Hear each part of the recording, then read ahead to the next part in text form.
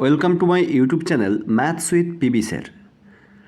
পশ্চিমবঙ্গ সরকার এবং কেন্দ্র সরকারের বিভিন্ন চাকরি সংক্রান্ত পরীক্ষার খবরাখবর ও ক্লাস এই চ্যানেল থেকে প্রোভাইড করা হয়ে থাকে। যে সমস্ত ভিউয়ার্সরা প্রথমবার চ্যানেলটি দেখছেন অবশ্যই চ্যানেলটি সাবস্ক্রাইব করে নেবেন বিভিন্ন চাকরি পরীক্ষার তথ্য ও ক্লাস পাওয়ার জন্য। এসএলএসটি 2025 11-12 কাউন্সেলিং প্রক্রিয়া ইতিমধ্যেই নোটিশ প্রকাশিত হয়েছে। আগামী 24 তারিখ ও 25 তারিখ এই দুদিন ধরে 10টি সাবজেক্টের কাউন্সেলিং প্রক্রিয়া কিন্তু সম্পন্ন হবে। সে মতো ভ্যাকেন্সি লিস্ট গত 19 তারিখ রাতেই আপলোড করা হয়েছে এবং 20 তারিখ থেকেই কিন্তু প্রত্যেকে নিজস্ব ইন্টিমেশন লেটার ডাউনলোড করতে পারছেন। যদি কারো ইন্টিমেশন লেটার সংক্রান্ত কোনো সমস্যা হয়ে থাকে অবশ্যই কমেন্ট সেকশনে কমেন্ট করতে পারেন, সলিউশন করে দেওয়ার চেষ্টা করা হবে বা কোনো সমস্যা থাকলে অবশ্যই জানাবেন।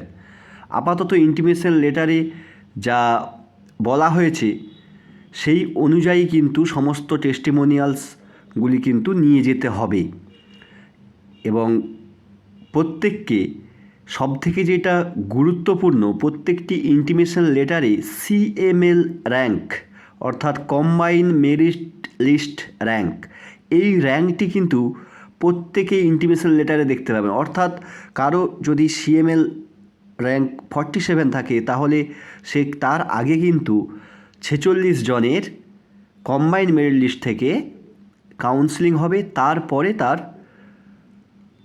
টার্ন আসবে। এটাই সিএমএল র্যাঙ্কের বৈশিষ্ট্য। এবার এই সিএমএল র্যাঙ্ক ওয়াইজ কার কত রয়েছে প্রত্যেকেই কিন্তু ইন্টিমেশন লেটার ডাউনলোড করেই বুঝতে পেরে যাচ্ছিলেন। আর এসএসসি আজকে যেটা নোটিশ দিয়ে জানিয়ে দিল যে এই যে সিএমএল র্যাঙ্ক যেভাবে করা হয়েছে সেটা কিভাবে করা হলো এবং সেই সংক্রান্ত সম্পূর্ণ তালিকা অর্থাৎ সিএমএল র্যাঙ্ক ওয়াইজ যে কম্বাইন্ড মেরিট লিস্ট যেটা সেটা কিন্তু আজকে কমিশন ওয়েবসাইটে আপলোড করে দিয়েছে, প্রত্যেকেই কিন্তু দেখতে পারেন। আমি নোটিশটা প্রথমে দেখতে বলবো। এই নোটিশটা কিন্তু স্পষ্ট উল্লেখ করা রয়েছে এই সিএমএল র্যাঙ্ক ওয়াইজই কিন্তু কাউন্সেলিং হবে প্রত্যেকটি সাবজেক্টের। আমি অ্যাকাউন্টেন্সিটা দেখতে বলবো একটু। প্রথমের দিকে পরপর কিন্তু দেখা যাচ্ছে যে মেল ফিমেল লিস্ট থেকেই কিন্তু যেহেতু বেশি নাম্বার ওগুলো রয়েছে মেল ফিমেল লিস্ট থেকেই কিন্তু আসছে আস্তে আস্তে।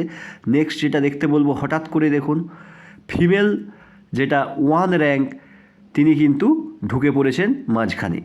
একই রকমভাবে পরেরটা দেখলে বুঝতে পারবো যে ফিমেল 2 ফিমেল 3ও কিন্তু মাঝখানে ঢুকে পড়েছে কম্বাইন্ড মেরিট লিস্টে। এইভাবেই কিন্তু যেভাবে যা নাম্বার সেই অনুযায়ী কিন্তু কম্বাইন্ড মেরিট লিস্ট তৈরি করা হয়েছে।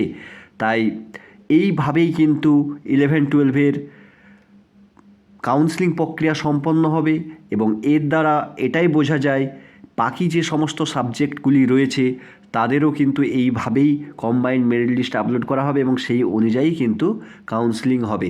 খুব ভালো একটি প্রসেস, আগে যে সিস্টেম ছিল সেই থেকে বলবো অনেক ভালো প্রসেস এবং অনেকটাই স্বচ্ছতার সাথে হচ্ছে এটা বলাই যায়।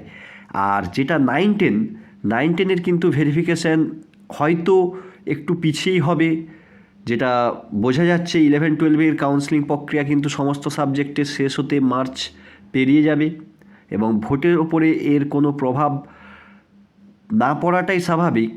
যদিও যে কদিন ভোট চলবে সে কদিন কিন্তু কাউন্সেলিং হওয়া সম্ভব নয়, কারণ সকলেই জানি যে ভোটের সংক্রান্ত ডিউটি থাকে সকলের, যে সমস্ত টিচাররা যোগ্য টিচাররা রয়েছেন তাদেরও ডিউটি পড়তে পারে। তো এই যে কটা দিন ভোট হবে সেটা ছাড়লে কিন্তু বাকি সময় ধরে কাউন্সেলিং প্রক্রিয়া চলতে পারে। আর এই যে কম্বাইন্ড মেরিট লিস্ট যেটা আজকে প্রকাশ করেছে খুব ভালো উদ্যোগ, এসএসসিকে সাধুবাদ জানাতেই হয়। আর বাকি সাবজেক্টগুলো যেগুলো রয়েছে আশা করব এরপরে ধীরে ধীরে সেই সাবজেক্টেরও নোটিশ কিন্তু চলে আসবে। আপাতত এইভাবেই কম্বাইন্ড মেরিট লিস্ট প্রত্যেকটি সাবজেক্টেরই হবে। আর যারা ডাউনলোড করে ফেলেছেন অলরেডি অবশ্যই নিজেদের সিএমএল র্যাঙ্কটা অবশ্যই দেখতে পাচ্ছিলেন, তবুও কম্বাইন্ড মেরিট লিস্টটা আরেকবার ডাউনলোড করে নিতে বলবো, ওয়েবসাইটে রয়েছে। আর অসুবিধা হলে অবশ্যই কমেন্ট সেকশনে কোনো রকম জিজ্ঞাসা যদি থাকে অবশ্যই কমেন্ট সেকশনে কমেন্ট করে জানতে পারেন। আপাতত এই খবর এসএলএসটি নিয়ে আরও নিত্য নতুন যদি কখনও কোনো খবর আসে এই চ্যানেল থেকে অবশ্যই প্রোভাইড করা হবে।